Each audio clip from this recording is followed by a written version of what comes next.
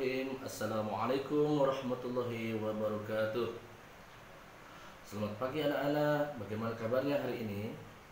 Alhamdulillahirrahmanirrahim. Mudah-mudahan sehat semuanya dan selalu Allah lindungi kalian semua beserta keluarganya. Amin ya rabbal alamin.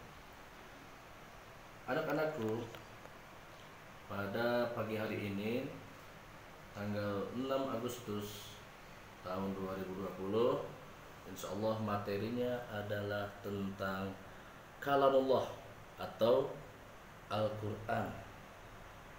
Dan kalamullah ini artinya adalah perkataan Allah ataupun firman Allah, ya.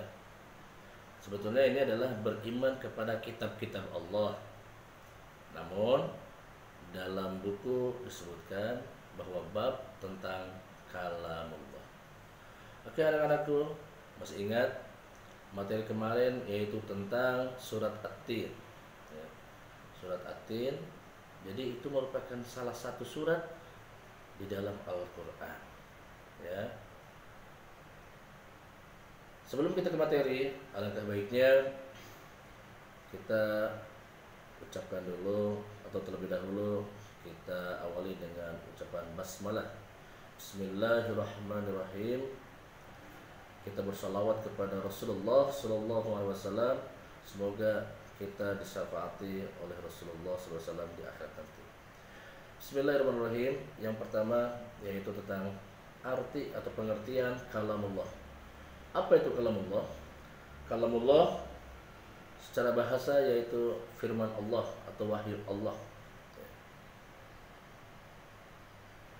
Berarti segala sesuatu yang ada di dalam Al-Quran seluruhnya adalah ucapan Allah, meskipun perantaraan lewat malaikat Jibril alaihissalam.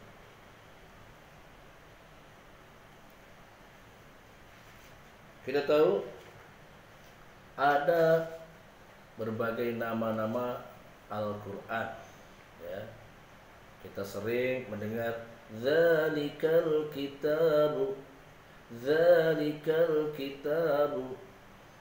Alkitab. Yang pertama adalah Alkitab. Nama lain dari Al-Quran adalah Alkitab atau menghimpun, ya, menghimpun. Yang kedua adalah Al-Furqan.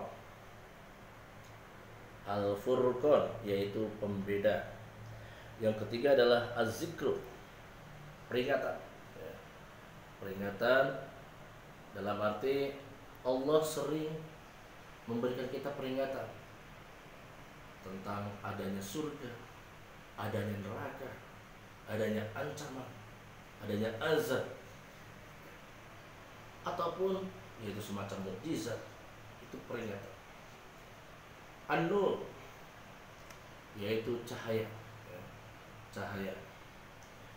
Yang berikutnya adalah yang kelima adalah Al-Huda. Al-Huda ini petunjuk, ya. Petunjuk dalam ayat hudal linnas, ya. Hudal linnas, petunjuk bagi manusia. Itu adalah Al-Quran, ya. Yang berikutnya adalah Asy-Syifa, bahwa Al-Quran ini adalah penyembuh. Beberapa orang dengan membaca Al-Quran ternyata reaksi terhadap tubuh kita menjadi sehat, dan kepada yang sakit pun insya Allah akan sembuh. Percayalah, yakinlah, semakin kita banyak membaca Al-Quran, tubuh kita akan sehat. Gak percaya? Buktikan. Allah yang maha penyembuh, otomatis lewat Al-Quran itulah kita akan disembuhkan. Jadi anak-anak, kita harus mengistiqomahkan, membiasakan membaca Al-Quran. Yang berikutnya adalah Al-Haq, kebenaran, ya, kebenaran. Bahwa dari mulai surat Al-Fatihah sampai surat An-Nas tidak ada kalimat ataupun kata ataupun huruf ataupun harokat yang salah. Tidak ada satu pun yang salah. Luar biasa, ini sebagai mukjizat untuk masa kini, untuk masa depan. Inilah kebenaran bahwa Allah itu Al-Haq, Maha Benar. Juga dengan adanya Nabi Muhammad SAW, itu juga berarti Al-Haq, Allah telah membenarkan agama ini, yaitu agama Islam. Dan yang terakhir adalah isi dalam Al-Quran bahwa jumlah juz, ya, jumlah juz kita sering nyebutnya adalah juz, bukan juz, juz, ya. Juz 30, ya. Ada berapa? Ya betul, 30. Ingat ya, 30. Jumlah suratnya ada 114, ya, 114 surat. Jumlah ayatnya ada 6.326 ayat. Ulangi, 6.324 ayat. Surat terpendek yaitu surat Al-Kautsar. Surat terpanjang, ayo, ada yang tahu? Ya, betul. Surat Al-Baqarah. Oke, betul, surat Al-Baqarah ya. Pasti kalian tahu kan. Halamannya panjang banget itu. Panjang sekali. Nah, itu surat Al-Baqarah. Dan ada satu ayat, ya. Ayat terpanjang pun di surat Al-Baqarah, ya. Surat yang paling istimewa yaitu surat Al-Fatihah. Kenapa istimewa? Karena dijadikan sebagai rukun sholat. Kita tidak baca surat Al-Fatihah maka batal sholatnya. Ingat ya, harus baca Al-Fatihah di dalam sholat, baik sholat sunnah ataupun sholat wajib. Berikutnya adalah akhir surat. Akhir surat adalah surat An-Nas, kita tahu sendiri ya. Semakin terakhir adalah surat An-Nas. Dan rentan waktu turunnya adalah 23 tahun. Ya. Turunnya Al-Quran tidak seperti kitab-kitab yang lain langsung. Taurat langsung, Zabur langsung, Injil langsung. Tapi Al-Quran sedikit demi sedikit, yaitu 23 tahun.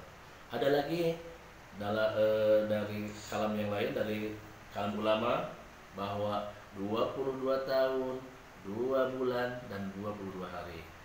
Jadi intinya itu hampir 23 tahun, ya.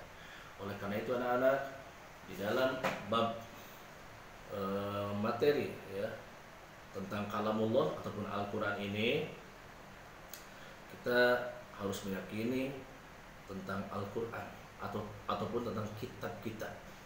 Kita tahu kitab Injil diturunkan kepada Nabi Isa alaihissalam, kitab Taurat diturunkan kepada Nabi Musa alaihissalam, dan kitab Zabur diturunkan kepada Nabi Daud alaihissalam. Ya, itu merupakan rukun iman yang ketiga. Berapa? Rukun iman yang ketiga.